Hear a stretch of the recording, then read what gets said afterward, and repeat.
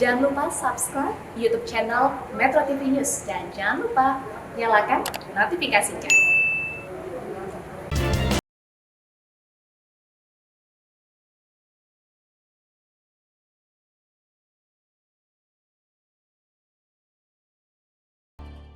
Dipersembahkan oleh Selamat malam pemirsa, jika di Indonesia ada 6 agama dan 170 lebih kepercayaan yang berbeda-beda, maka kesamaan yang menyatukan perbedaan itu adalah ketuhanan yang Maha Esa. Adalah saling mengenal, budaya yang perlu kita hidupkan di negeri ini demi terwujudnya Indonesia yang saling menghargai antar agama dan antar pemeluk agama. Tanpa saling mengenal, kita akan cenderung berprasangka, dan prasangka inilah yang kemudian menjadi bibit intoleransi. Lantas sedekat apakah antar agama dan antar pemeluk agama di Indonesia sudah saling mengenal? Apalagi yang harus dilakukan untuk semakin memperkuat toleransi?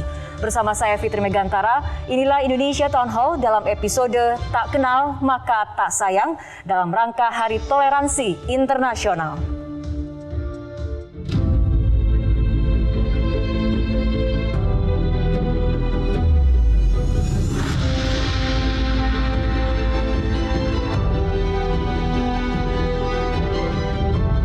Kerukunan antar umat beragama tidak muncul secara tiba-tiba.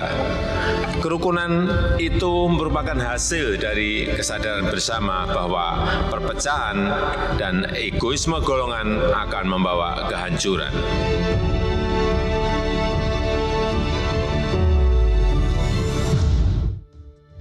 Pemirsa, telah hadir bersama kami di studio Grand Metro TV. Sejumlah narasumber telah hadir.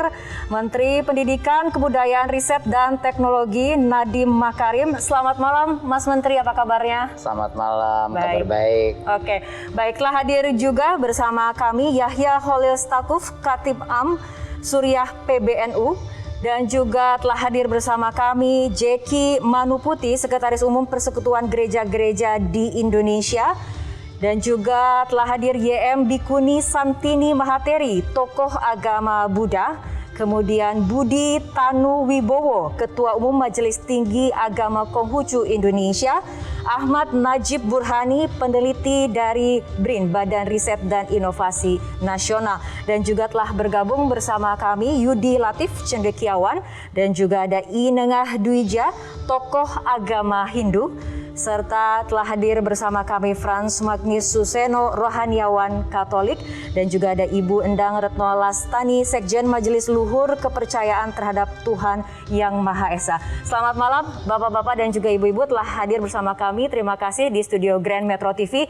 Kita akan awali perbincangan dari Mas Menteri terlebih dahulu. Mas Menteri, mengapa intoleransi dikategorikan oleh Kemendikbudristek sebagai salah satu dosa besar pendidikan?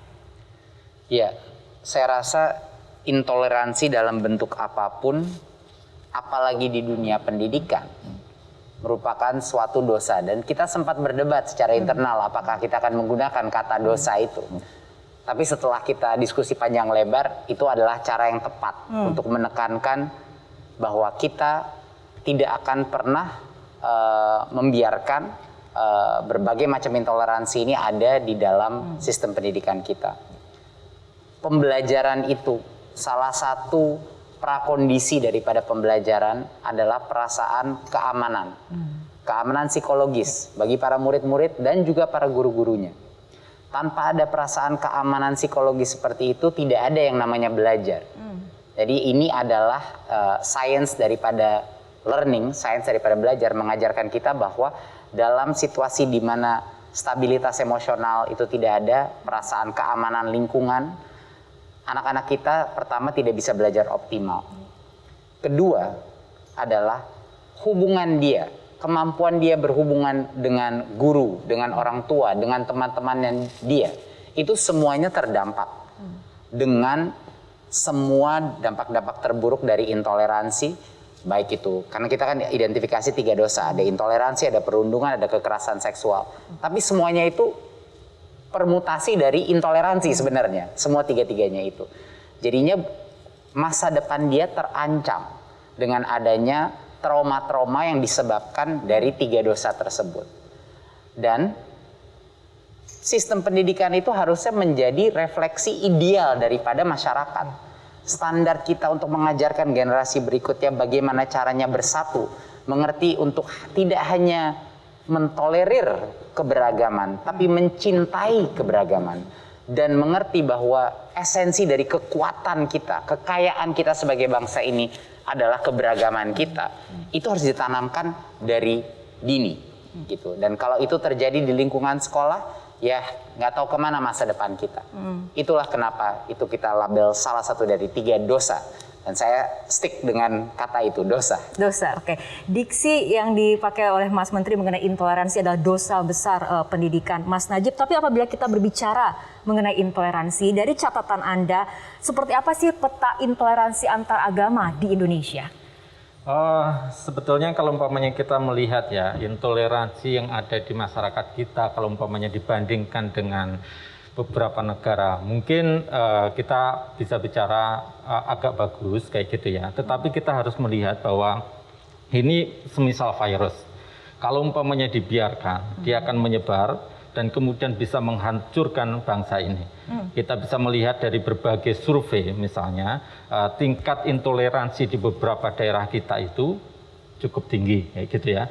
Termasuk misalnya ada beberapa catatan saya kira, empati internal dan eksternal kita memiliki masalah. Dan kadangkala kita justru melihat empati internal bisa lebih buruk daripada empati terhadap eksternal. Antar umat beragama baik, tetapi internal kadangkala juga memiliki masalah kayak gitu. Tetapi mungkin yang menjadi masalah di dalam kaitannya dengan toleransi dan intoleransi ini, banyak daripada masyarakat kita yang tidak merasa bahwa sikapnya intoleran itu sebagai sebuah intoleransi. Jadi kalau umpamanya saya sering menyebutnya itu false virtue, kebajikan yang salah, bahwa tindakan-tindakan intoleransi itu dianggap sebagai sebuah kebajikan. Dan karena itu kalau Mas Menteri menyatakan itu sebagai dosa, itu mengungkit kembali kesadaran kita bahwa itu adalah sebuah tindakan intoleran dan tidak benar dan tidak bisa dijustifikasi secara keagamaan. Oke, ya kita berbicara tadi sudah dikatakan bagaimana pemetaan sebetulnya intoleransi antar agama di Indonesia. Tapi apabila kita berbicara mengenai akar masalah intoleransi sendiri di kalangan kita, itu seperti apa sih Mas Najib? Kalau umpamanya kita melihat intoleransi akarnya, itu adalah sebetulnya bisa dikatakan tidak menerima terhadap perbedaan itu. Dan masalah yang lain kalau umpamanya kita sebutkan adalah menjadi seperti tema ini, tidak mengenal mereka. Misalnya meskipun kita itu adalah negara yang diverse, yang beragam, tetapi sifatnya itu masih segregated and segmented. Kita hanya berteman dengan mereka yang seagama, berada di dalam klaster dengan mereka yang seagama, sekolah dengan mereka yang seagama, dan merasa memiliki pandangan terhadap agama lain itu sebagai ancaman terhadap kita kayak gitu ya. Jadi ini tidak pernah ada yang katakanlah atau mungkin jarang, kurang pada sebagian masyarakat kita itu encounter, perjumpaan dengan mereka yang berbeda. Sehingga ada stigma, prejudis, stereotip terhadap mereka yang berbeda. Mereka bahkan mungkin tetangga kita yang berbeda agama, atau kalau umpamanya di sebelah kita ada gereja, kita tidak pernah masuk kepada gereja tersebut gitu. Oke, baik, kita akan tanyakan kepada Bu Retno. Bu Retno, dari kepercayaan terhadap Tuhan Yang Maha Esa sendiri, kesalahpahaman apa yang mungkin biasanya terjadi terhadap kepercayaan kepada Tuhan Yang Maha Esa ini? Baik, terima kasih Mbak Fitri. Jadi dari penghayat kepercayaan sendiri itu merasa bahwa masyarakat masih berpikir salah tentang kami, terutama bahwa penghayat kepercayaan itu tidak menyembah Tuhan. Jadi prasangka yang salah itu yang menjadi stigma gitu ya, seolah-olah kami tidak bertuhan. Lebih kepada itu sih sebenarnya, dan mengira kita ini hanya sebuah budaya adat masing-masing gitu, padahal yang hanya menyembah leluhur, padahal bukan seperti itu. Kami itu menyembah Tuhan, bahwa leluhur itu adalah yang mengenalkan kita kepada Tuhan. Jadi kita harus menghormati para leluhur kita. Jadi ritualnya mungkin kepada leluhur, tapi tujuannya sebetulnya kepada Tuhan Yang Maha Esa. Itu sebenarnya yang menjadi prasangka masyarakat yang masih salah sampai sekarang. Oke, prasangka yang masih salah yang biasanya terjadi di masyarakat. Dari Prof. Nengah sendiri seperti apa perspektifnya? Kalau dalam perspektif Hindu, yang sering menjadi salah paham itu tentang sistem pemujaan, bukan pada hakikat pemujaan. Kalau hakikat pemujaan saya kira semua agama sama. Tapi ketika ada sistem pemujaan, itu sudah mulai pada implementasi bagaimana teologi itu bisa membumi. Ketika teologi itu dibumikan, maka dia ada di ranah budaya. Oleh karena itu sering sekali salah pahamnya pada sistem pemujaan. Misalnya ada sarana pemujaan berupa patung, itu dianggap sebagai pemujaan pada berhala dan sebagainya, pada batu, pada tumbuhan. Nah, sedangkan dalam sistem pemujaan di Bali atau Hindu itu kan ada vertikal dan horizontal. Kalau kita bicara tentang yang horizontal, ini kan Tuhan itu tidak bisa dilihat, tidak bisa dipikirkan. Itulah yang disebut dengan acintya dalam agama Hindu. Bagaimana sekarang Tuhan yang tidak pernah terpikirkan dan tidak bisa terpikirkan itu bisa dilihat, bisa diimplementasikan dalam ranah kebudayaan itu. Itulah yang menyebabkan kita akhirnya menjadikan sarana pemujaan itu adalah bagian-bagian yang material ini gitu. Nah, material ini dianggap sebagai Tuhan. Padahal ini material adalah sarana untuk mencapai Tuhan. Ini yang sering menjadi persoalan ketika teman-teman menganggap ini sebagai sesuatu yang menyembah berhala dan lain sebagainya. Itu yang substansi sebenarnya. Oke, itu perspektif dari Prof. Nengah, dari Ayah Santini sendiri seperti apa? Kebanyakan salah memahami, ya juga mirip seperti tadi Prof yang katakan. Umat Buddha itu sering dikatakan menyembah berhala, dan kami memaklumi. Kami memaklumi mereka karena tidak memahami apa yang kami lakukan. Karena jelas-jelas kalau dilihat ya memang betul ketika kami bersujud, menghormat Buddha, itu orang lihat dia memang sepertinya menyembah berhala, tetapi sesungguhnya bukan demikian.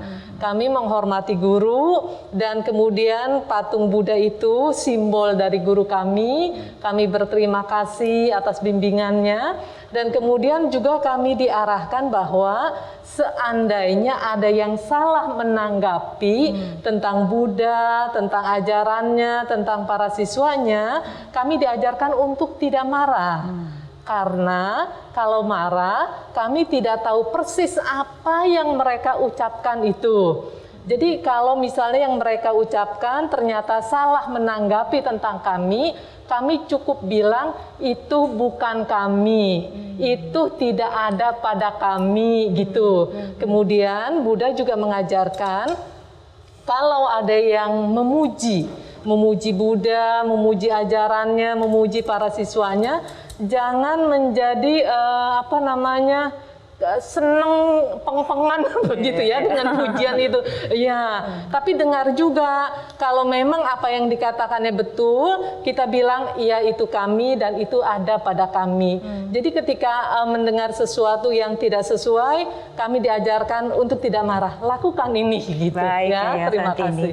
Baik, Romo, dari Romo sendiri apakah ada tambahan mengenai kesalahpahaman apa yang biasanya yang ada dalam pikiran masyarakat umum, terutama untuk agama Katolik? Biasanya yang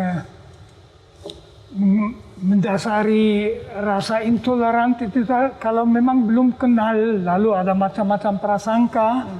Sebaliknya juga begitu kita terbuka pada orang lain, kita merasakan bahwa itu orang baik, kita bisa percaya kepadanya, kita juga akan menghormati keyakinannya, karena kita yakin bahwa masing-masing keyakinan itu sesuatu yang perlu dihormati. Jadi yang penting itu betul-betul untuk mengatasi suatu refleks atau insting pertama bahwa yang beda itu mengancam, mencurigakan atau membahayakan. Begitu kita menjadi dekat, kita merasakan ya orang seperti kita dan kita akan menghormatinya. Baik Romo. Nah kita ke Pak Budi. Pak Budi, tadi kita sudah dengarkan pandangan ataupun apa yang biasanya terjadi kesalahpahaman, ada prasangka-prasangka. Dari Pak Budi sendiri seperti apa? Apa yang tadi disampaikan oleh para teman-teman baik kepercayaan Hindu, Buddha maupun Katolik juga kami alami. Tapi mungkin saya akan bicara yang lebih spesifik. Seakan-akan orang menganggap bahwa agama Konghucu itu ada karena Gus Dur. Ya ini ada Gus Yahya. Yang benar adalah Gus Dur mengembalikan posisi Konghucu sebelum pasca tahun 78. Agama Konghucu sendiri sudah ada jauh sebelum itu. Bahkan pada 1729 sudah ada pesantren Konghucu di Jakarta, Ming Si Suyen. Organisasinya sudah berdiri 17 April 1900. Oke, baik Bapak-Bapak dan juga Ibu-Ibu dan serta Mas Menteri serta pemirsa, kita akan kembali sesaat lagi untuk melanjutkan perbincangan, tapi kita akan ikuti jeda berikut terlebih dahulu.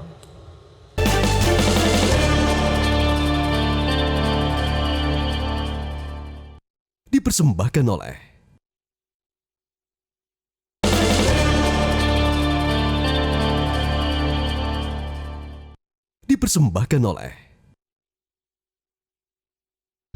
Pemirsa, kita akan lanjutkan kembali perbincangan. Gus Yahya, bagaimana sebetulnya anjuran untuk saling mengenal dan larangan berprasangka dalam ajaran Islam?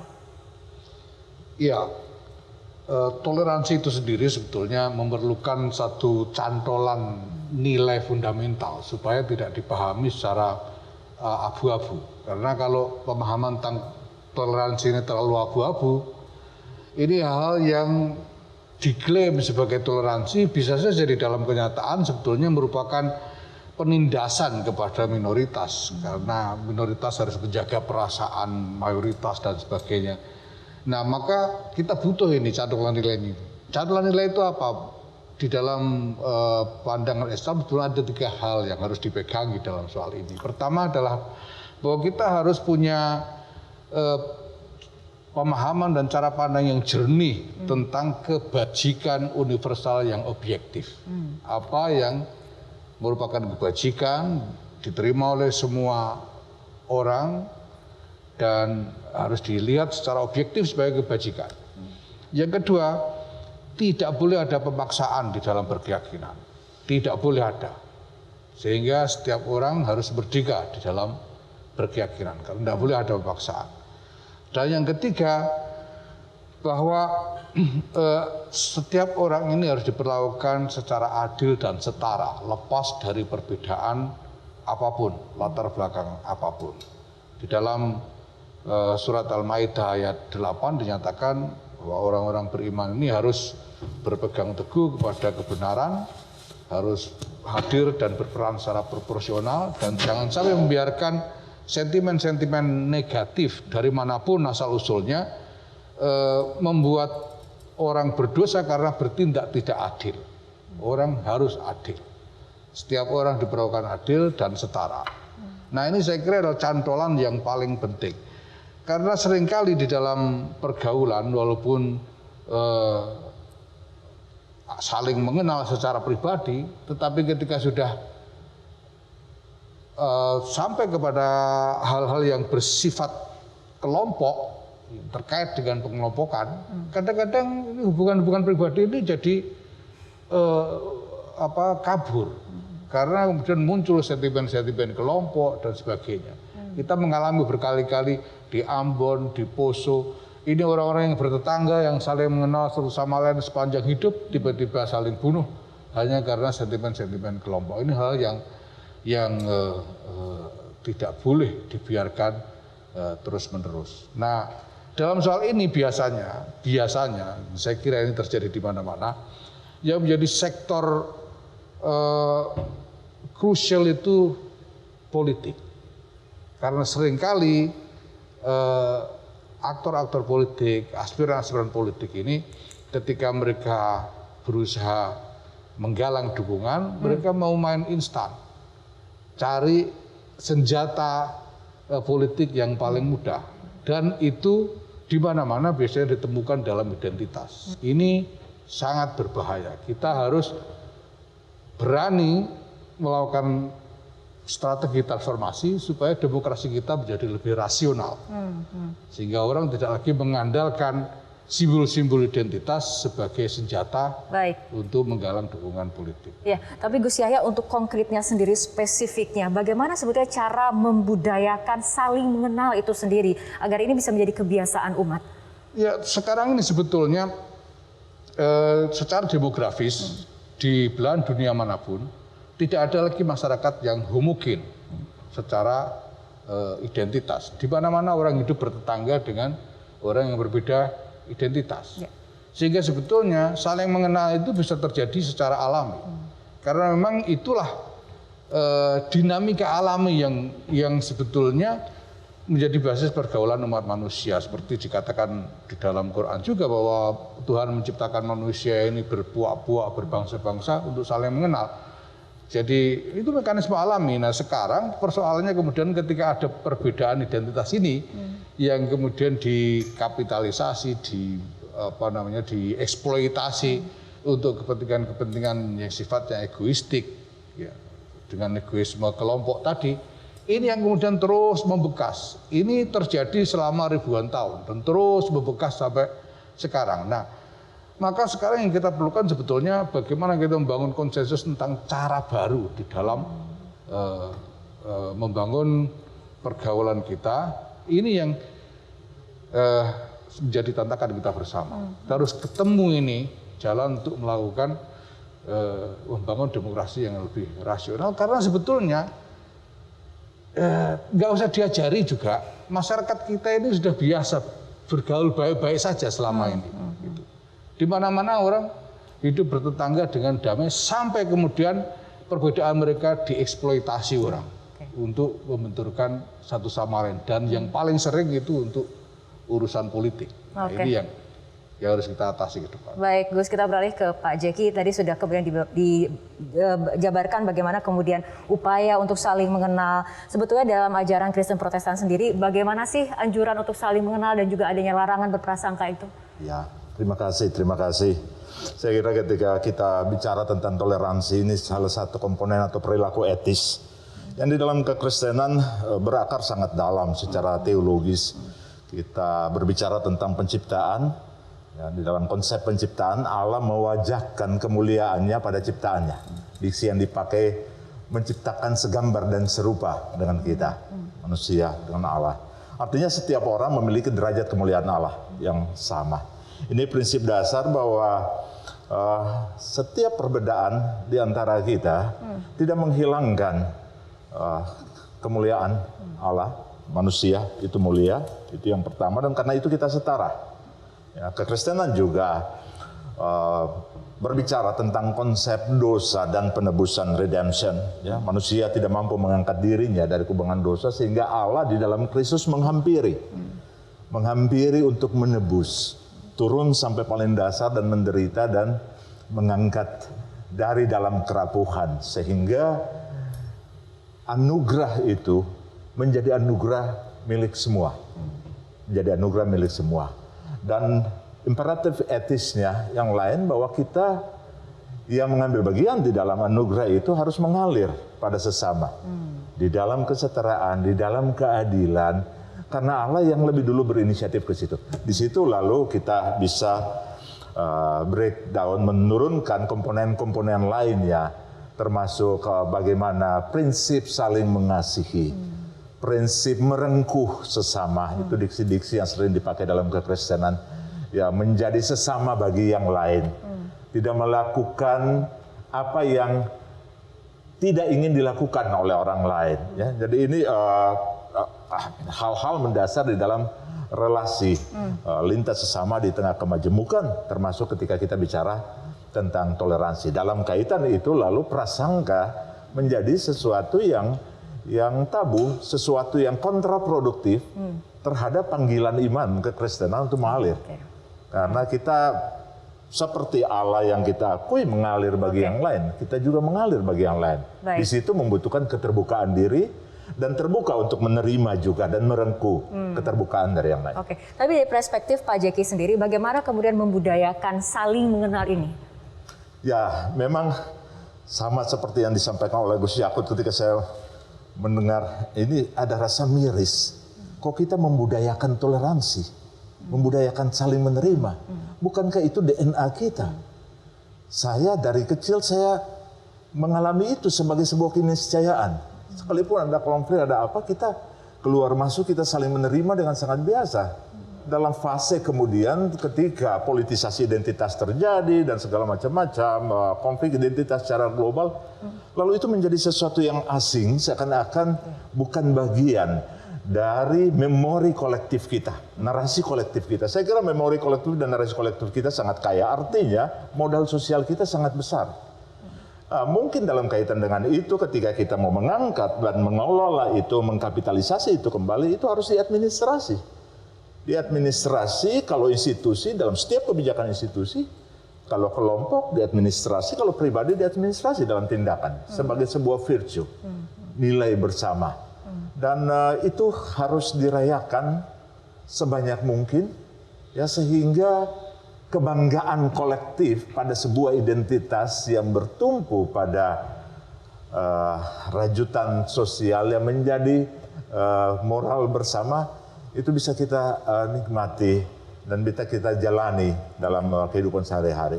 Baik Pak Jeki, tadi kita sudah banyak berbicara mengenai bagaimana adanya larangan berprasangka dan sama-sama kita membudayakan bagaimana saling mengenal. Tapi apabila kita berbicara mengenai Pancasila itu sendiri, Mas Yudi, kita berbicara sejarah dulu. Bagaimana sih sebetulnya sejarah asal mula sila pertama dalam Pancasila ini? Kalau sejarahnya bisa diulur sampai panjang, tapi singkatnya sebenarnya kan di dalam proses kita membangun bangsa, itu peran agama juga memainkan peran sentral. Jadi berbeda dengan pengalaman di banyak negara di Eropa, di mana ketika nasionalisme bangkit, peran agama surut dari ruang publik gitu ya. Tapi dalam perjalanan kita membentuk bangsa, ketika nasionalisme bangkit, agama juga memainkan peran besar di dalamnya gitu. Dan di agama di sini bukan hanya pengikut agama mayoritas gitu ya, tapi juga agama-agama lain ikut bermain, termasuk agama-agama yang secara prasangka sering dianggap menjadi masuk bersama kolonialisme, tapi tidak pernah menjadi paket utuh dari, tidak menjadi paket dari kolonialisme gitu. Jadi agama-agama itu sering tidak kehilangan daya reflektif dan daya emansipatorisnya untuk menghadapi kekuatan-kekuatan kolonial yang notabene mungkin agama itu masuk bersama arus itu gitu ya. Itu sebabnya kalau kita lihat para pahlawan nasional kita datang dari berbagai agama gitu. Nah, makanya ketika soal ketuhanan dibincangkan di BPUPK, itu tidak ada pembantahan baik di so-called kalangan kaum bangsawan atau kebangsaan atau kalangan agama-agamaan, semua sepakat memasukkan sila ketuhanan di dalam Pancasila. Bahkan misalnya kita ambil contoh representasi dari golongan kebangsaan namanya Profesor Supomo gitu ya. Dia mengatakan begini, saya memang tidak setuju di Indonesia ini ada agama negara atau Indonesia menjadi negara agama gitu. Tapi dia bilang, kenapa saya tidak setuju Indonesia menjadi negara agama atau ada agama negara? Karena kalau itu terjadi akan menimbulkan warga negara kelas 2. Bukankah kita dengan merdeka ini semua orang ingin diperlakukan sebagai first class citizen? Karena kata merdeka sendiri intinya kan mahardika. Semua orang sebagai orang terhormat gitu ya. Tapi dengan mengatakan bahwa saya tidak setuju Indonesia menjadi negara agama atau ada agama negara, bukan berarti saya menolak anti pentingnya nilai agama dalam kehidupan bernegara. Maka dia bilang, maka dengan sendirinya dalam satu negara Indonesia peran agama akan dijunjung tinggi. Makanya disitulah kita sepakati ketuhanan menjadi bagian penting juga di dalam sila Pancasila. Gitu. Oke, mengenai sila pertama ini, Mas Yudi, apa kemudian yang harus dilakukan agar sila pertama ini tidak kemudian dipahami oleh masing-masing agama sebagai prinsip agamanya sendiri, tapi kemudian dipahami sebagai prinsip yang sama untuk semua agama dan kepercayaan yang ada di Indonesia? Ya, pertama kita harus pahami dulu bahwa sila ketuhanan di dalam Pancasila itu adalah tekanannya lebih pada urusan muamalahnya gitu. Soal Tuhannya apa, sembahyangnya seperti apa, itu urusan keyakinan masing-masing dan rumah tangga agama-agama. Ketuhanan dalam Pancasila adalah bagaimana agama-agama dengan ajarannya masing-masing bisa ikut mewujudkan civility, keberadaban, ya, moral publik bersama, share values bersama. Jadi seringkali di sini dikacaukan. Seolah-olah kita harus menukar Tuhan di ruang publik. Padahal urusan Tuhannya apa, ibadahnya apa, bahkan terjemahan Tuhan sendiri, kata sila pertama itu, mungkin ketuhanan, mungkin bagi orang Kristen akan memahami Tuhan dengan ajarannya sendiri. Buddha akan memahami ketuhanan itu dengan perspektifnya masing-masing. Tapi apapun pemahaman masing-masing agama akan Tuhan, inti Pancasila menghendaki adalah bagaimana semangat ketuhanan yang belas asih itu menjadi basis moral dalam kehidupan publik. Oke, baik, kita akan tanyakan tanggapan terhadap pendapat Mas Yudi tadi, tapi kita akan ikuti jeda berikut terlebih dahulu.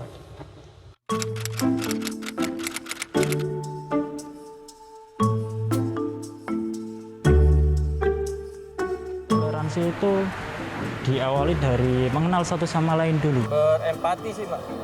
Mengenal. Berempati sih. Kalau menurut aku sih saling mengenal dulu ya. Kalau misalkan udah kita saling mengenal, itu kita bisa berempati terus membangun toleransi beragama itu sendiri. Berempati dulu ya. Karena ketika kita ingin menolong seseorang, apakah kita harus mengenal dia dulu? Kan enggak. Kalau menurut saya harus saling mengenal, maka tak kenal maka tak sayang.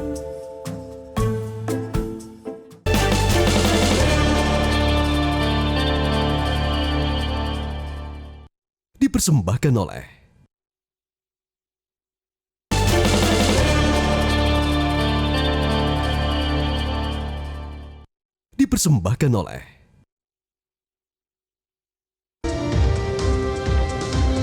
Pemirsa, kita akan kembali lanjutkan perbincangan. Mas Yudi mungkin bisa dielaborasi lebih mendalam lagi mengenai bagaimana sila pertama ini memang berlaku untuk semua agama yang ada di Indonesia, termasuk kepercayaan yang ada di Indonesia.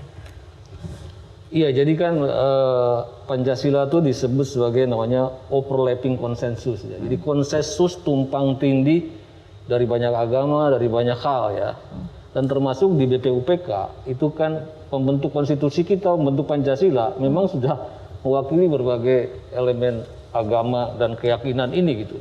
Orang juga sering lupa di BPUPK itu juga bahkan ada utusan penghayat, ada utusan juga dari Konghucu, ada Buddha, ada gitu. Jadi ini kan bagaimana mereka dengan berbagai asal-usul latar belakang ini mencoba mengambil satu cara yang lebih maslahat bagi hidup bersama gitu. Bahwa urusan-urusan yang menyangkut ajaran spesifik, doktrin keagamaan yang sifatnya transendental itu menjadi urusan rumah tangga agama masing-masing. Tapi yang diperlukan sekarang dengan segala perbedaan itu bagaimana kita bisa mencari satu titik temu, satu moral bersama yang bisa membuat yang berbeda ini menjadi satu kekuatan untuk kebaikan dan kebahagiaan hidup bersama. Jadi di sini saya kira ada dua pekerjaannya. Pertama, masing-masing agama harus kembali mempertanyakan sebenarnya dasar ontologis dan dasar keberadaan agama itu untuk apa gitu. Dasarnya pasti kan untuk menata kehidupan yang lebih baik. Oleh karena itu dimensi akhlak ya, etos, etis itu yang harus diperkuat, itu yang pertama. Kedua, memang di dalam masyarakat majemuk saya kira tantangan berikutnya adalah ini betul-betul ini tak kenal maka tak sayang ini menjadi kata kunci. Jadi seringkali kesalahpahaman itu terjadi karena itu memang sudah inherent di dalam diri manusia ya. Manusia itu punya sifat dualitas gitu. Dia punya empati, punya solidaritas, punya kasih. Tapi itu lebih terutama ditujukan pada orang-orang yang punya kedekatan identitas, kedekatan agama ya. Terhadap yang berbeda itu sering mengembangkan sikap prasangka strangers. Nah tantangannya bagaimana yang membuat yang asing itu bisa familiar itu lewat connect. Nah koneksi ini jadi penting. Jadi saya setuju tadi dengan Mendikbud ya, dulu dunia pendidikan, makanya kan para pendiri bangsa ini kan alumni-alumni di Stovia, alumni-alumni di ITB, di NIAS, di Surabaya dan masing-masing. Justru di pusat-pusat pendidikan itulah mereka yang berbeda itu bertemu, mentertautkan agenda, menyimpulkan nilai-nilai bersama, dan atas kebersamaan itulah tonggak-tonggak sejarah kita dimunculkan mulai dari Sumpah Pemuda sampai nanti menjadi korpus dari kemerdekaan kita gitu. Baik, Romo ada tanggapannya? Ya, yang ketuhanan yang Maha Esa tentu suatu rumusan yang mutiara, suatu seni yang besar, juga kelihatan dari sejarah bagaimana sampai ketuhanan yang Maha Esa pada tanggal 18 Agustus 1045 akhirnya ditetapkan. Saya mengatakan mutiara karena rumusan ini memungkinkan bahwa betul-betul semua orang Indonesia dengan agama dan kepercayaan apapun terlibat di dalam negara yang berdasarkan ketuhanan Yang Maha Esa itu. Jadi ini suatu tanda toleransi yang juga luar biasa daripada memaksakan satu keagamaan. Agama mayoritas bersedia untuk tidak diberi kedudukan yang khusus. Ketuhanan ini rumusan yang memungkinkan semua agama menghayati diri di dalamnya, sehingga dengan demikian Indonesia menjadi milik semua. Ketuhanan bukan Tuhan tapi ketuhanan, karena memang faham mengenai Tuhan amat sangat berbeda, dan salah satu yang perlu adalah kita mampu saling menghormati, dan bahwa itu pada tanggal termasyhur itu terjadi bagi saya sesuatu yang luar biasa. Dengan demikian kebebasan beragama menjadi salah satu dasar persatuan bangsa, dan kenyataan bahwa Pancasila sampai sekarang justru bertahan membuktikan kehebatannya. Baik, Romo, kita beralih ke Bu Retno mengenai ada 170 kepercayaan yang ada di Indonesia. Nah, bagaimana kepercayaan ini juga memahami konsep ketuhanan yang Maha Esa itu sendiri, Bu Retno? Ya, baik Mbak. Jadi di kepercayaan terhadap Tuhan Yang Maha Esa sendiri, kita juga sudah ada konsep tentang ketuhanan itu ada. Karena justru memang Tuhan itu kan kita yakini oleh penghayat kepercayaan seluruhnya bahwa Tuhan itu sebagai asal-usul kita dan nanti tempat kembalinya kita. Nah, selama kita hidup di dunia ini, berusaha bagaimana nanti ke depannya atau kalau kita sudah meninggal, kita bisa kembali menyatu dengan Tuhan Yang Maha Esa. Jadi konsep kita itu kalau di kepercayaan bahwa kita percaya kepada Tuhan Yang Maha Esa, dan selama hidup kita harus bisa manunggal dengan Tuhan gitu. Jadi supaya kita bisa mendengarkan atau mendapatkan petunjuk dari Tuhan dalam kehidupan kita di dunia ini. Nah, implementasi dalam kita menyatu dengan Tuhan itu adalah untuk memayu hayuning bawono, dalam arti menciptakan kedamaian dunia gitu. Dan untuk berarti bahwa penghayat kepercayaan itu akan selalu berupaya bagaimana supaya kehidupannya di dunia ini menjadi damai dengan alam sekitarnya, dengan manusia di sekitarnya maupun seluruh makhluk. Dalam hal ini tentunya penghayat kepercayaan pasti punya toleransi. Kalau tidak, pasti dia tidak akan menjaga harmoni itu, tidak akan menjaga kedamaian itu. Jadi toleransi bagi penghayat kepercayaan itu adalah hal yang mutlak untuk menjaga kedamaian dunia. Baik, Prof, Tengah catatan Anda mengenai konsep ini, ketuhanan Yang Maha Esa. Ya, kalau kami di Hindu, Pancasila itu sebenarnya bagian dari ajaran agama kami. Karena Pancasila itu sudah termasuk di dalam konsep Yama Dhyama Brata, pengendalian diri di sana. Nah, dalam konsepsi ketuhanan Hindu ada vertikal dan horizontal. Kalau kita bicara tentang ketuhanan yang bersifat vertikal, jadi Tuhan itu adalah sesuatu yang esa. Esa itu artinya sesuatu yang sangat abstrak gitu. Kemudian dari atas ke bawah itu menjadi horizontal dia. Nah, gejala ketuhanan yang bisa kita lihat dalam kenyataan sosial bahwa bagaimana hidup kita ini bisa berkontribusi pada orang lain. Dalam konsepsi Hindu ini disebut dengan Tatwamasi. Tatwamasi itu adalah saya adalah engkau, engkau adalah saya. Jika engkau menusuk dia, maka dia sama artinya menusuk diri saya sendiri. Jadi konsepsi itu adalah gejala ketika Tuhan memberikan perintah kepada umatnya supaya semua yang lahir di dunia ini tidak hanya manusia, tapi seluruh yang hadir di alam semesta ini adalah satu jiwa. Nah, ketika kita bicara toleransi, sebenarnya dia bicara tentang diri sendiri. Nah, kalau kita ingin diri sendiri baik, maka kita harus baik dengan orang lain. Kalau orang lain itu baik, maka dalam diri kita juga baik. Nah, inilah konsepsi yang menjadi landasan toleransi dalam konsep Hindu yang disebut dengan Tatwamasi itu. Oke, Ayah Santini, bagaimana dari agama Buddha sendiri? Tentu keberadaannya mutlak begitu kan ya. Di dalam agama Buddha tentang ketuhanan itu sesuatu yang tidak dilahirkan, tidak menjelma, tidak diciptakan gitu, tidak tercipta dan tidak berkondisi. Keberadaannya itu mutlak. Nah, kemudian kami diajarkan untuk menuju mendekat padanya, itu kami harus menjalankan, tidak boleh melakukan perilaku-perilaku yang salah, perilaku-perilaku yang jahat. Kami dianjurkan untuk melakukan hal-hal yang baik, dan kemudian kami harus membersihkan batin kami. Nah, yang dimaksud dengan hal-hal yang jahat ini secara garis besar, kami tidak boleh serakah, tidak boleh membenci, dan tidak boleh berdiam di dalam kebodohan. Kami harus keluar dari kebodohan itu. Jadi sekecil apapun kesalahan tidak boleh dilakukan. Karena kalau terus itu dilakukan, semakin semakin besar dan semakin menguat, itu kami akan semakin jauh. Untuk semakin dekat, ya ada hal-hal yang patut dilakukan. Ya, Oke, Pak Budi. Ya, tadi Mas Yudi mengatakan bahwa kita sebenarnya kalau mau berusaha dengan baik, sekaligus bisa menjadi Islam yang baik dan sekaligus menjadi warga bangsa yang baik.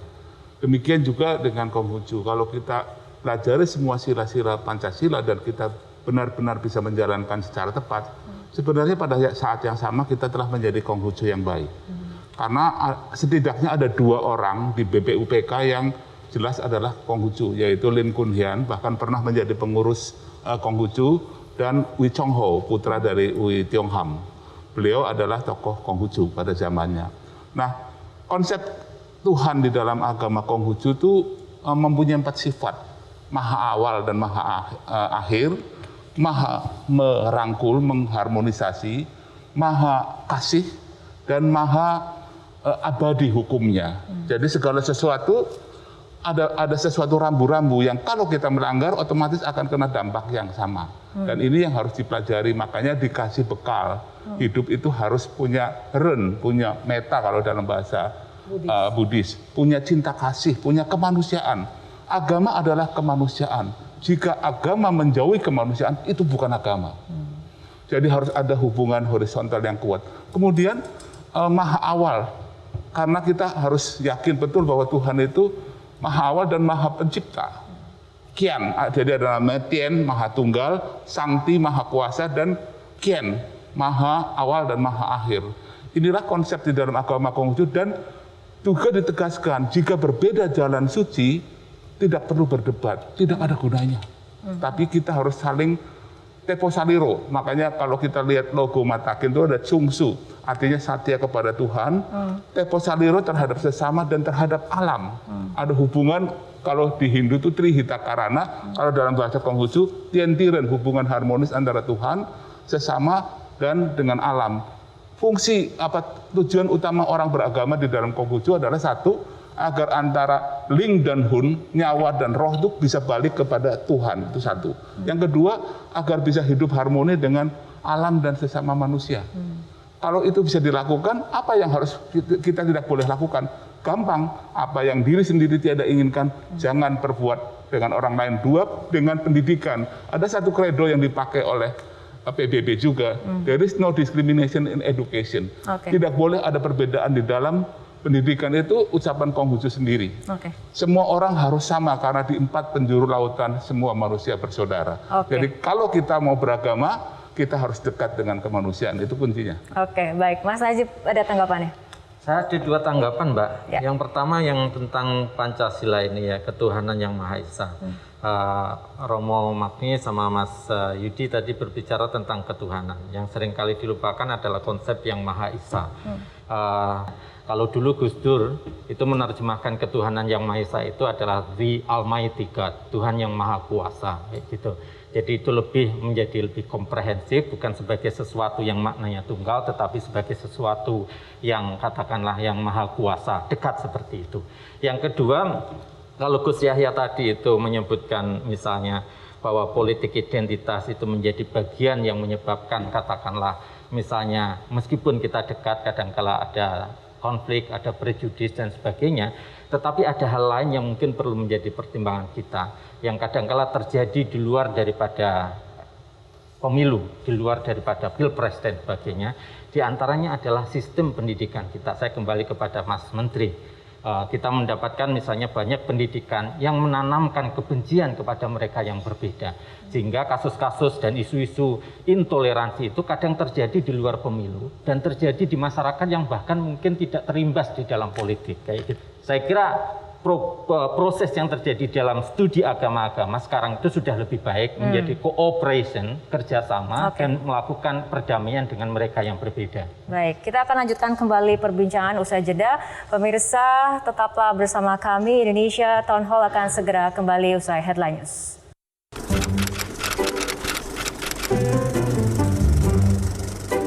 Ada 6, Kristen, Katolik, Islam, Hindu, Buddha, dan Konghucu. Kalau agama sih 5, kalau kepercayaan saya kurang tahu. Ada 5 kalau nggak salah. Islam, Kristen, Hindu, Buddha, sama Konghucu. Ada 5 yang saya tahu. Setahu aku kalau agama ada 6, Islam, Kristen, Katolik, Hindu, Buddha, sama Konghucu. Kalau misalkan buat agama yang kepercayaan itu aku kurang tahu sih, tapi setahu aku terakhir itu ada beberapa agama kepercayaan yang sudah diakui di Indonesia.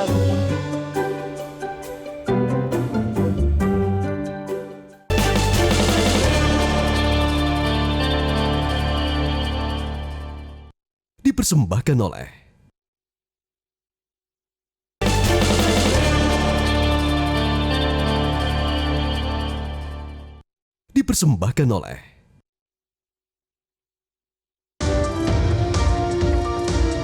Pemirsa, kita akan lanjutkan kembali perbincangan Gus Yahya dalam ajaran Islam. Bagaimana kemudian ajaran Islam ini memandang prasangka salah dan prasangka buruk? Apakah kemudian berprasangka tanpa verifikasi bisa dibenarkan? Ya, tentu saja tidak bisa. Jadi tadi di dalam ayat yang saya sebutkan tadi sudah dinyatakan dengan tegas bahwa tidak boleh ada prasangka hanya karena sentimen negatif terhadap kelompok yang berbeda. Wala yajrimannakum syana'an qaumin ala alla ta'dilu. Ini bahasanya mirip bahasanya Menteri Pendidikan. Jangan sampai kamu menjadi berdosa karena berbuat adil kepada kelompok yang kamu punya sentimen negatif terhadap mereka. Jadi memang dilarang. Nah, bahwa kemudian di dalam kelompok-kelompok identitas itu terjadi sentimen-sentimen negatif ini karena cara pandang tentang kelompok itu sendiri, bahwa hubungan antar kelompok ini dipandang sebagai persaingan. Dan ini seringkali kemudian dibawa kepada politik. Kalau tadi Pak Najib mengatakan bahwa di dalam pendidikan itu ada persemaian dari prasangka, ini karena pendidikan itu sendiri adalah produk dari kebijakan politik. Dan karena politiknya sendiri pada mulanya didasarkan pada kecenderungan untuk melihat perbedaan kelompok sebagai persaingan untuk mendominasi. Nah, ini hal yang ke depan harus kita bongkar. Gus Yahya, tapi siapa yang sebetulnya paling bertanggung jawab dalam kemudian memupuk budaya untuk saling mengenal antar agama, saling mengenal antar pemeluk agama di Indonesia ini? Begini ya, kalau kita bicara misalnya tentang ajaran Islam, dan kita belajar tentang ajaran yang sebenarnya, yang seharusnya diajarkan. Peniadaan prasangka, tidak boleh ada paksaan, harus berbuat adil kepada sesama, ini jelas merupakan basis-basis ajaran fundamental di dalam Islam. Persoalan muncul ketika kemudian sekali lagi ada policy membangun sistem pendidikan dengan memasukkan unsur pelajaran agama di dalamnya, tetapi dengan format yang tidak kondusif bagi hubungan yang harmonis antar agama ini. Nah, ini yang harus kita rubah ke depan. Ya, kita mulai dengan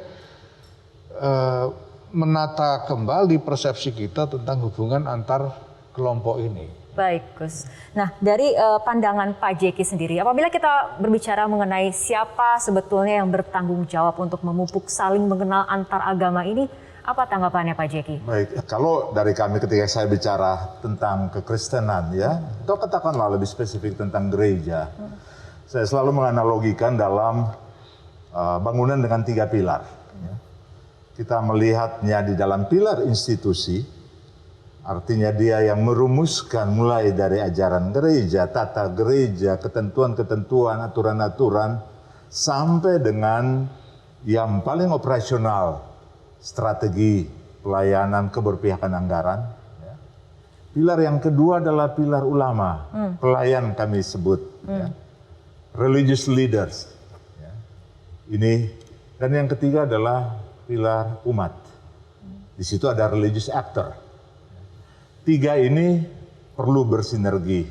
Jadi ketika kami buat pelatihan ya untuk penguatan kapasitas, kami periksa mulai dari institusi, kita scoring pemuka agamanya, tetapi juga pada segmen umat untuk di.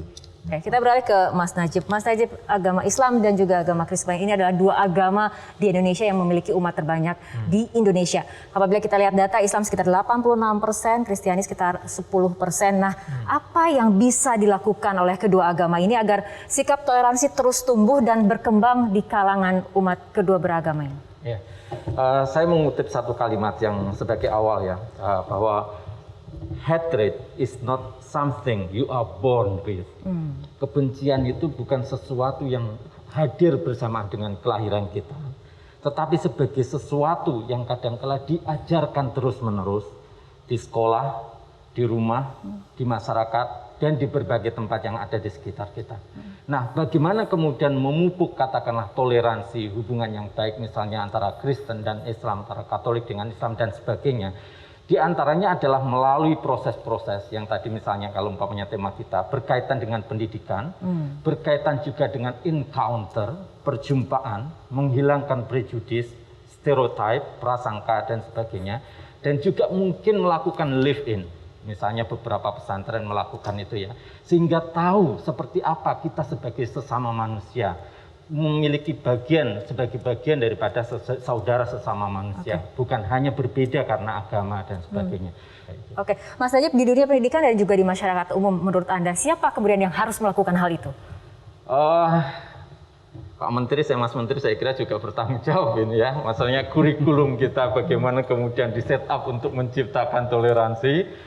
Pak Yahya sebagai pemimpin agama saya kira juga melakukan edukasi terhadap kita semuanya. Tapi kita semuanya saya kira juga memiliki tanggung jawab untuk membangun katakanlah sikap yang toleran, hidup bersama. Bukan saja hidup yang secara segmented, segregated di dalam diversity, tapi diversity keragaman, kebinekaan yang betul-betul terwujud bersama kita semuanya.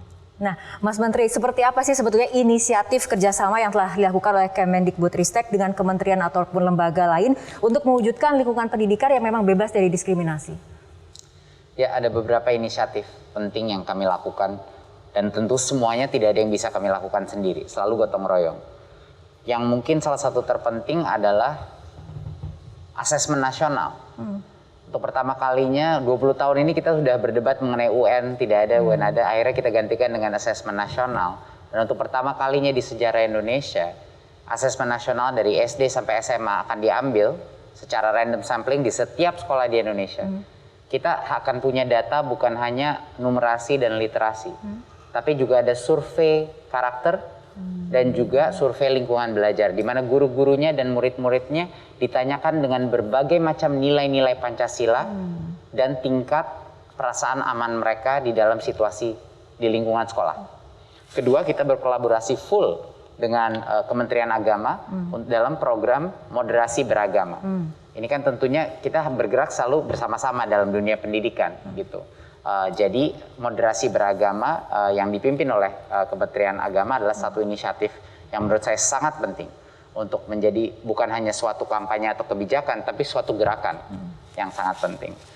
Di luar ini pun kita harus mengambil langkah-langkah yang nyata gitu. Seperti contoh kami selalu memperjuangkan hak-hak kemerdekaan untuk beragama. Ya, jadi semua hal yang berhubungan dengan pemaksaan itu udah clear track record kementerian kita selalu berjuang, walaupun dengan segala tantangan yang ada, kami terus berjuang untuk kemerdekaan beragama masing-masing murid-murid kita dan guru-guru kita. Yang ketiga adalah secara eksplisit kita menyebut bahwa tujuan transformasi Merdeka Belajar adalah profil pelajar Pancasila. Tujuannya itu anak itu pas keluar dari sistem pendidikan kita mau dia jadi apa? Seperti apa? Namanya itu profil pelajar Pancasila. Dan ada 6 profil itu. Yang pertama adalah keimanan kepada Tuhan Yang Maha Esa dan akhlak mulia. Dan yang kedua adalah kebinekaan global.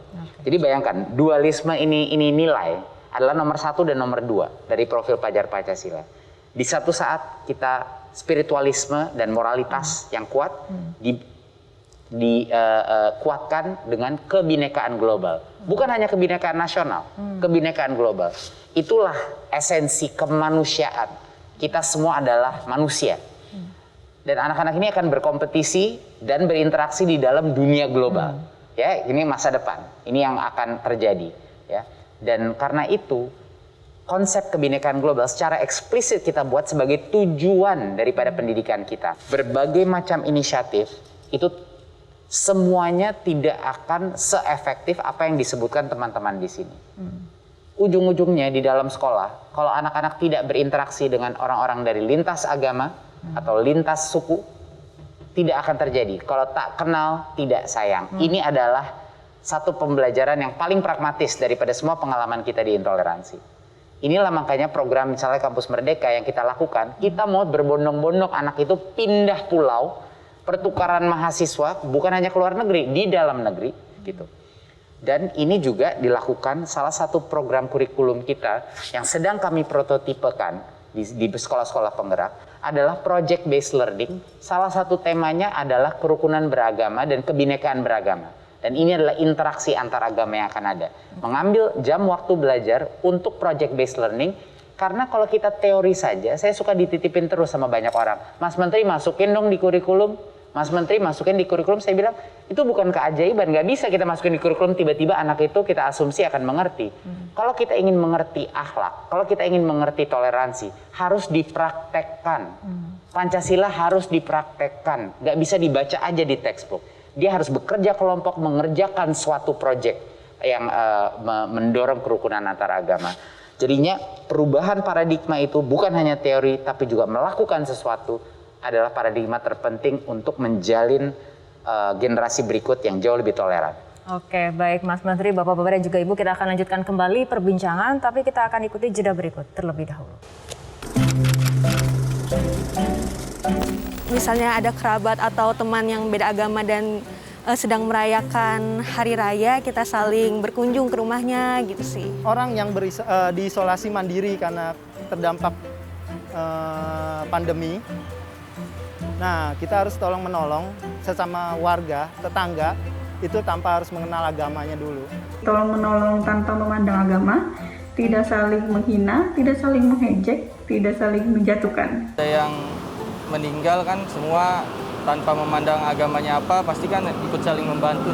Saling menghargai hari-hari besar tiap agama. Mengucapkan salam, misalnya selamat siang, assalamualaikum warahmatullahi wabarakatuh, Om Swastiastu, Namo Buddhaya, salam kebajikan, itu bagian dari toleransi menurut saya.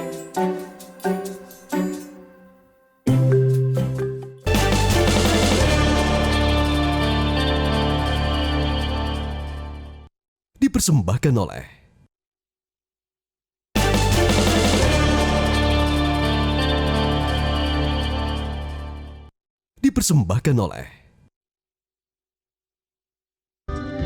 Pemirsa, Anda kembali bersama kami dalam Indonesia Town Hall dan perbincangan akan kembali kami lanjutkan. Kita ke Gus Yahya. Gus Yahya, sebagai penutup, apa sebetulnya harapan Anda, terutama kepada para pemeluk agama Islam ini, untuk terus menumbuhkan budaya saling mengenal dan juga tidak berprasangka antar umat beragama di Indonesia? Ya, saya sangat mengharapkan bahwa kita semua ini mengembalikan hubungan antar manusia ini sebagai hubungan antar manusia. Walaupun berbeda-beda dalam latar belakang identitas. Jangan lagi perbedaan identitas khususnya agama ini dianggap sebagai hubungan persaingan. Karena prasangka antar agama ini sebetulnya bukan soal prasangka apakah teologi kelompok lain salah atau bagaimana. Tapi prasangka bahwa kelompok lain ini sedang bersiasat untuk mendominasi, untuk mengalahkan, untuk melemahkan kelompok kita. Ini harus kita buang, harus kita kikis. Baik, Pak Jeki, harapan Anda? Terima kasih. Sebenarnya dalam 2 tahun ini kita menjalani sebuah koreksi kemanusiaan yang sangat luar biasa lewat pandemi. Yang dengan segera memperlihatkan bahwa kita berdiri di atas sebuah pentas kerapuhan yang sama. Dan oleh karena itu tidak ada pilihan lain. Kita bangkit bersama, kita membuka diri untuk saling membantu satu dengan yang lain. Dan yang kita harapkan, kita menerima Pancasila betul-betul sebagai sebuah anugerah, tidak memujanya di dalam ucapan, tapi juga merayakannya di dalam tindakan. Jadi kita bisa satu. Semangat Baik. Indonesia. Oke, baik. Ayah Santini sebagai penutup juga, ini adalah bagaimana kemudian harapan Anda kepada para pemeluk agama Buddha terutama untuk terus menumbuhkan budaya saling mengenal dan tidak berprasangka antar umat beragama di Indonesia. Baik, terima kasih. Harapan saya semua dari kita, bukan cuma terhadap umat Buddha, untuk semua, mari kita berpikiran terbuka. Dan kemudian bangkitkan kesadaran bahwa semua individu punya hak asasi. Dan kemudian kita menghargai hak asasi setiap manusia, memilih keyakinannya masing-masing, dan kemudian mencapai kesempurnaannya di dalam samudera kehidupannya masing-masing. Pak Budi, untuk pemeluk agama Konghucu sendiri seperti apa? Saya hanya ingin menekankan kepada umat Konghucu maupun saudara sebangsa yang lain bahwa hakikat agama adalah untuk manusia, bukan sebaliknya. Untuk itu kita harus menyadari kita bergaul dengan semua orang. Bahkan di dalam kitab ditegaskan, kalau hanya bergaul dengan satu kaum, kita akan menyesal kemudian karena wawasan kita menjadi semakin sempit. Mas Najib? Ada 3 harapan ya. Yang pertama itu kita tidak hanya mencintai keragaman, tetapi semoga kita merayakan keragaman agama yang ada di Indonesia sebagai kekayaan dari bangsa ini. Yang kedua, bahwa semoga keragaman itu tidak bersifat segregated, tetapi menjadi sesuatu yang lebih komprehensif di antara kita semuanya, yang tulus, seperti yang dikatakan Gus Yahya, berdasarkan kepada kemanusiaan. Barangkali berikutnya itu adalah bagaimana kita menolak kultur dan mungkin justifikasi keagamaan yang membuat kita terpisah-pisah antara mereka yang berbeda agama, kultur intoleransi, dan juga penggunaan dalil untuk memecah belah antara kita semuanya. Dan yang terakhir saya kira kita perlu memperbanyak encounter, perjumpaan, pengenalan antara mereka yang berbeda. Terima kasih. Baik, Mas Yudi, kita berbicara mengenai harapan. Jadi kalau kita bicara Pancasila, antar silanya itu kan saling terkait satu sama lain. Jadi kekerasan agama, eksklusifisme agama, itu juga ada kaitannya dengan eksklusifisme politik, eksklusifisme ekonomi gitu ya. Nah oleh karena itu harus kita perbaiki tata kelola, tata nilainya kita perbaiki di jantung pendidikan, di jantung kehidupan agama sendiri. Tata kelola negara ini juga harus kongruan dengan nilai-nilai musyawarah, nilai-nilai toleransi, nilai gotong royong gitu ya. Jangan menang-menangan jumlah, jangan terjebak pada kekuatan-kekuatan tertentu yang sangat dominan, yang lain marginal. Dan tata sejahtera kita juga harus lebih inklusif. Intinya semua kita merasa bahagia di dalamnya. Saya kira itu. Terima kasih. Prof. Nengah sendiri bagaimana kemudian harapan Anda terutama untuk para pemeluk agama Hindu untuk terus menumbuhkan budaya saling mengenal? Setiap agama punya tujuan untuk mencapai Tuhan. Tujuannya adalah untuk menjadi insan yang terbaik di mata Tuhan. Mari kita semua agama mencapai tujuan dengan tidak mencela dan tidak meniadakan atau dengan meniadakan tujuan agama orang lain. Dengan demikian maka kita menjadi insan-insan Tuhan yang jernih di mata Tuhan dan kelak ini akan membawa akhlak yang lebih baik untuk Indonesia. Oke, baik, terima kasih. Romo, harapannya untuk pemeluk agama Katolik? Saya mengharapkan bahwa kita sebagai orang yang berketuhanan tidak memberi ruang kepada segala macam kebencian dan kekerasan dan kepicikan dalam hati kita. Agar kita membuka diri terhadap Tuhan yang Maha Rahim, memancarkan kebaikan juga kepada mereka dan mengalami bahwa kita menerima kebaikan dari mereka. Dengan sendirinya kita akan saling menghormati dan toleran. Baik, Bu Retno. Tadi saya dengar dari Pak Menteri kebijakan-kebijakan terkait pendidikan kan sudah diperbaiki dan nanti hasilnya adalah profil pelajar itu adalah profil pelajar Pancasila. Itu yang kita harapkan nantinya, karena dengan kita menjadi Pancasilais berarti kita akan bertoleransi. Nah, kita di masyarakat dimulai dari keluarga. Jadi keluarga-keluarga ini saya rasa dulu orang tua saya itu selalu mengajarkan kita untuk menghargai orang lain, untuk menghargai perbedaan, tidak memaksakan kehendak gitu kan, pendapat orang didengarkan dulu. Seperti itu. Nah, itu dari keluarga. Nah, di keluarga ini kemudian ke masyarakat kita melakukan perjumpaan-perjumpaan dengan mau berkenalan dengan orang lain yang berbeda. Itu sih Pak. Oke, baik. Ada harapan yang sudah diutarakan, Mas Menteri. Apa sebetulnya yang dapat dilakukan oleh guru serta pihak-pihak lain di dunia pendidikan untuk memperkuat toleransi di sekolah serta lingkungan masyarakat yang lebih luas lagi? Saya baru saja mengunjungi sekolah di Medan, namanya sekolah dari Yayasan Sultan Iskandar Muda. Di sekolah itu di tengah-tengah ada pohon dan ada gereja, ada masjid, ada wihara, sama ada pura. Itu di tengah-tengah sekolahnya. Itu saya pertama kali saya melihat di Indonesia ada 4 rumah ibadah. Dan pada saat acara menerima saya, mereka dengan 4 doa terpisah di saat yang sama membacakan doa. Jadi itu sangat menginspirasi saya ya, bahwa kalau para kepala sekolah dan guru ingin dan merasa ini suatu hal yang sangat penting, ada berbagai macam hal yang mereka bisa lakukan untuk menanam nilai-nilai toleransi. Yang terpenting dari semua adalah tema malam ini, tak kenal maka tak sayang. Percampuran, interaksi, melakukan aktivitas-aktivitas dengan orang-orang dari agama berbeda, dari daerah berbeda, dari tingkat sosioekonomi yang berbeda. Nggak perlu semuanya agama, bisa ada berbagai macam keberagaman dan perbedaan. Itu luar biasa pentingnya menurut saya. Dan juga setiap guru bisa melihat dalam dirinya dan melihat saya ini sebagai panutan, apakah saya telah melakukan semua yang bisa saya lakukan untuk menunjukkan anak-anak saya bahwa kita inklusif, kita merangkul semua keberagaman yang ada. Jadi menurut saya di dalam dunia pendidikan kita potensinya sangat banyak, tapi seperti yang disebut tadi, nggak bisa ini nggak bisa menjadi suatu kebijakan. Satu-satunya cara untuk kita menjadi negara Pancasila yang toleran adalah ini harus menjadi gerakan. Baik, kita harapkan kita sama-sama dapat kemudian menumbuhkan budaya saling mengenal untuk sama-sama membangun toleransi di Indonesia itu sendiri. Baik, terima kasih Mas Menteri dan juga Bapak-Bapak Ibu dan telah hadir bersama kami di studio Grand Metro TV dan berbincang dalam Indonesia Town Hall.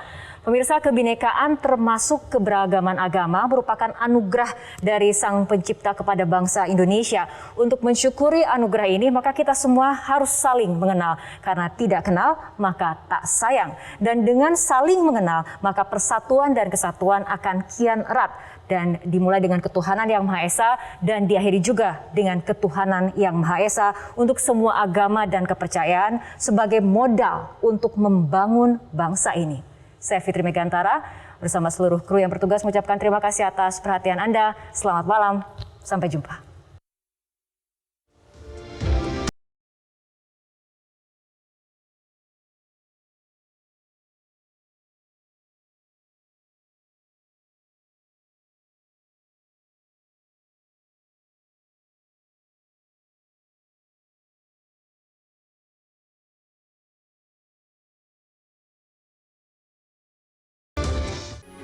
Metro TV